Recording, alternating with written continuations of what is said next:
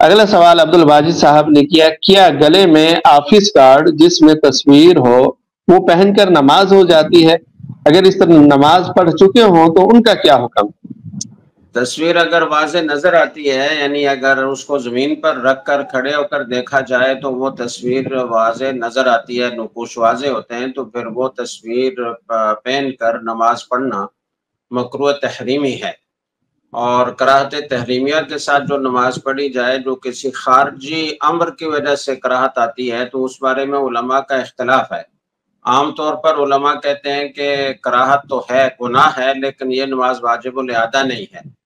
لیکن بعض علماء کرام جس میں ہمارے حضرت مفتی رشید احمد صاحب رحمہ اللہ تعالیٰ بھی شامل ہیں، وہ یہ فرماتے ہیں کہ کل صلاۃ ادعت مع الکراہۃ التحریمیۃ تجب اعادتها، جو نماز بھی کراہت تحریمیہ کے ساتھ ادا کی گئی ہو اس کا اعادہ واجب ہے۔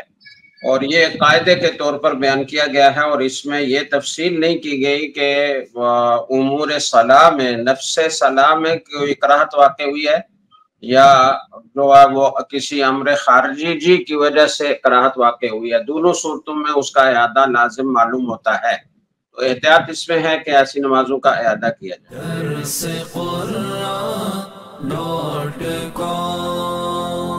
www.darsequran.com